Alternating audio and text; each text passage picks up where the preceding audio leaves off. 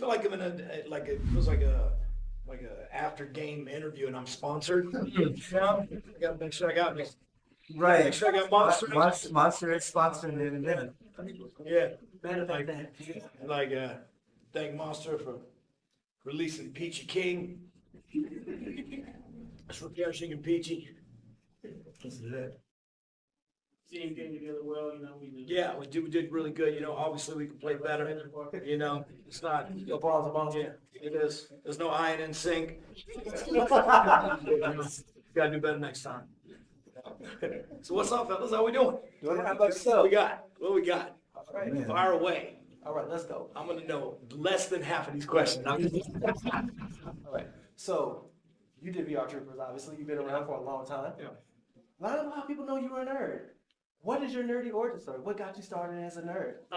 Okay, so whenever I would come home from school, I grew up in Dallas, Texas, and the school was right across from my house, literally just like the school yard and then my house, right? So I would run home, and the only thing that was on TV was Voltron. We have Voltron, Inspector Gadget.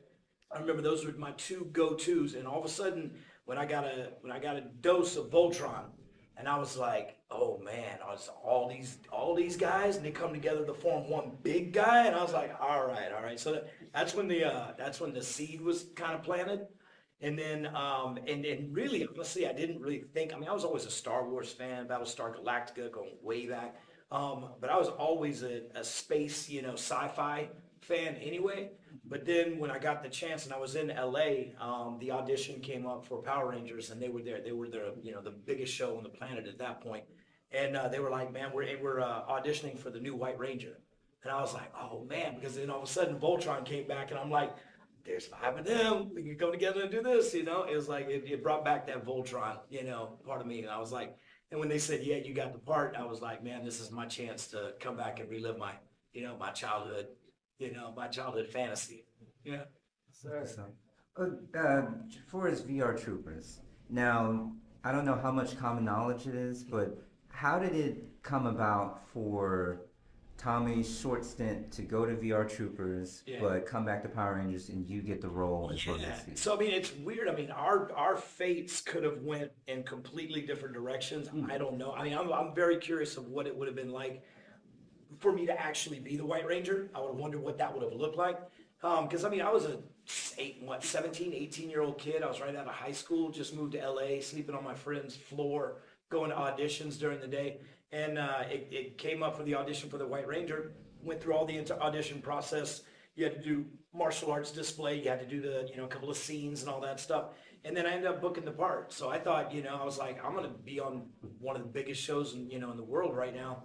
And a couple of months leading up to it, Jason just blew up. He became the biggest guy on the show. You couldn't stop how big he was. As far as his fan base.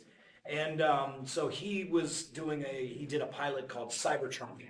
And basically, I just showed somebody it's on YouTube, and it's all the footage from VR Troopers, but it's got Jason David Frank as my character through the whole thing.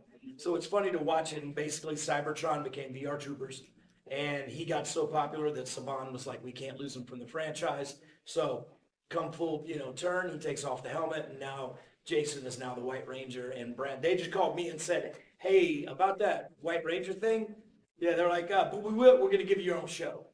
That was the way they made it better. They were like, we're going to give you your own show. So I was excited to have my own show, So, being a part of both My Hero Academia and Full Metal Alchemist, what would you rather have as up to you? A quirk or alchemy? Quirk. I gotta, it's, with my work with Funimation, it's like, I started there and I knew nothing about anime, and I still know very little about anime. But I started in a room, like we would do the Wallace sessions, where you'd have to get a bunch of people in there. And it was like in Funimation, I'm talking 20 years ago. That's when I first started working with those guys. We do Wallace sessions in a studio, looked like a shower, about the size of a shower. And there's 5 grown men in that one little room, all talking or yelling over the top of each other. you know? And so that's how we started. I started in Walla in the very beginning and ended up booking some, you know, character roles. So it's like all of a sudden it's like, you know, Gunslinger Girl and Full Metal Alchemist and My Hero Academia, Dragonaut, and all these shows where I was just like, oh shit, man, I'm starting to, you know, I don't know if I can say that. I was like, I was starting to develop a resume, you know, of anime, and I was just like, man, it was a whole like subculture of, you know, of my career that I didn't even know because I was so used to being on camera. I was so used to being an actor on camera, but to be completely unseen and only heard, that was, I mean, that was a pretty interesting like new muscle for me to learn. And then the history and all the plots and everything behind every character in every show. I mean, it was just nonstop. Sometimes I was the star of this show, and then sometimes I was security guard F on this one, going, stop or I'll shoot, and that's it. So I had big roles, and I had some really tiny roles. Being Go ahead. You already started. How about you? Gotcha. Sorry. Being the voice of Demon Slayer. Yeah. Now, Goblin Slayer. Yeah. Goblin Yeah. Slayer. Correction. Appreciate you. And it escalating from the first episode. Do you think the story could exceed outside of season 1?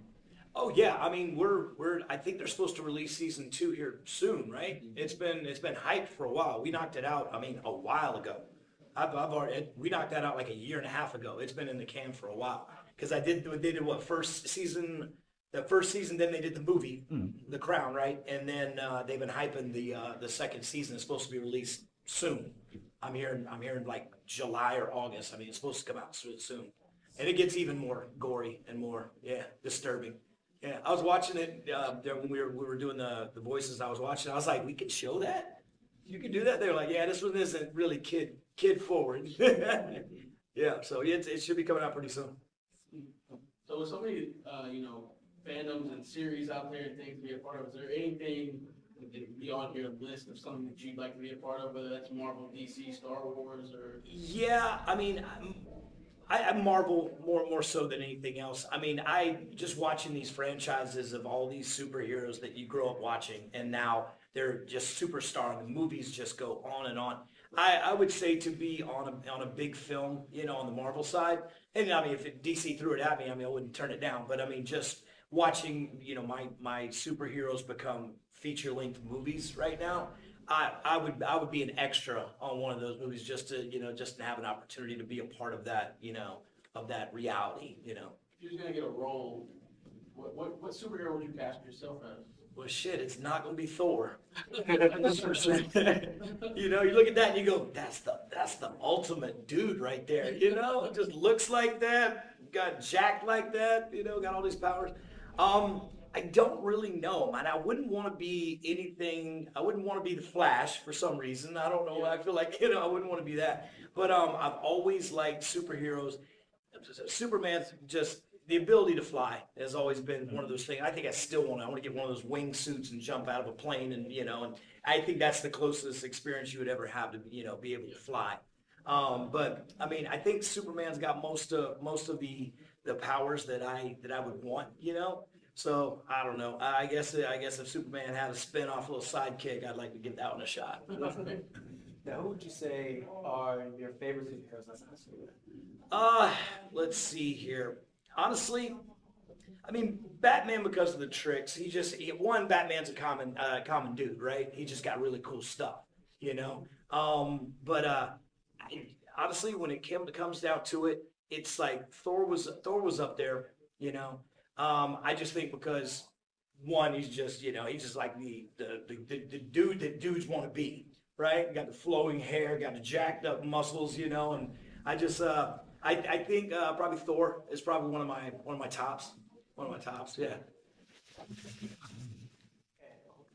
Yeah, what's up, man? What is the one role that you regret not taking? What? Would say again? What is the one role you regret not taking? Regret not taking. Okay. Well, I've pretty much taken them all. If it was offered to me, if it was a job, yeah. I mean, in the beginning, I was looking for anything I could get. I think I'm more curious about what have happened with the White Ranger. I think just in a longer span is, because the question is, if I would have done that role, would I have made the character as popular as the White Ranger, or is that all JDF? Like, I'd want to know, you know, because if JDF came over to what was VR Troopers, would he have turned that into something as big as Power Rangers, or was it, you know, the alignment of JDF and the White Ranger?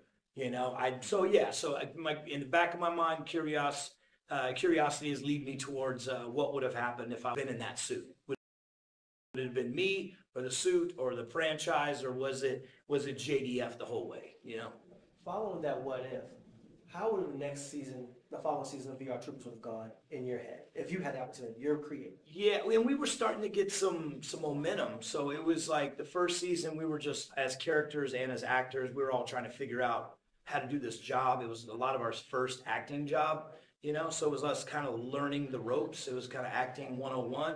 Now season 2, we were more like a family. Like we got to hang out with each other. We got to, you know, on and off set, we got to know each other very well. So we were more connected on the second season.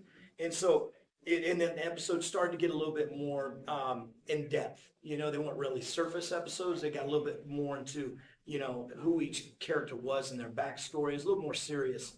So I think season 3, we definitely get Dad back involved, and maybe there's an entire season where Dad is, you know, physical with us, and we could have a season where we battle Grimlord together and had Dad involved. Because everybody just wanted to know, well, where did it end? Right. I think we needed that finality. What you got? So acting versus voice acting, what are some of the challenges that you faced from going to acting to voice acting? Great question. And I do more voice acting work now than on camera, which is just the opposite of what I'm used to. It's like anime used to be the hobby and on camera was the job. And so now it's like when I do voice acting, and I'm just lucky enough that Funimation and Crunchyroll are 20 minutes from my house in Dallas. I just got lucky. I was in the right place at the right time. So, but voice acting is just fun for me because I've always watched animation growing up, and I've always wanted to do voices. So I was like, oh, there's a job you can become that person to do that job. So for me, it was a longer term wish list thing, but it's never going to be the same as standing in front of another actor. Oh, did I push a button? Did I do something? I heard a beep. It stopped. Okay. Is that cool? You want to record? Is it still the red button? Yeah. I know what record is. I think I pointed, it stopped. I was like, oops. But as far as voice acting, it'll never take the place of standing in front of another actor and being able to have a real scene with real emotions. I mean, you're creating everything you can in a box, in a studio room with just the dialogue here, you know, the what's going on the episode right here, so the live action here, the dialogue here, a microphone, and that's it. So you're trying to create as much as you can from getting the input from the words and from the images and trying to do that, but it'll never take the place of being able to, you know, have a scene with you, you know. Last question. Mine's kind of a two-part question. So if you were to offer a piece of advice or encouragement to someone who aspires to follow in your footsteps, what would that be? Okay. And part 2, what do you wish you had known when you were first starting out? Okay, great questions. Advice would be, because I'm talking about a career of 30, I'm probably on 30 plus years now. 25 in LA, but I mean, I got started and there was a lot of, early on jobs.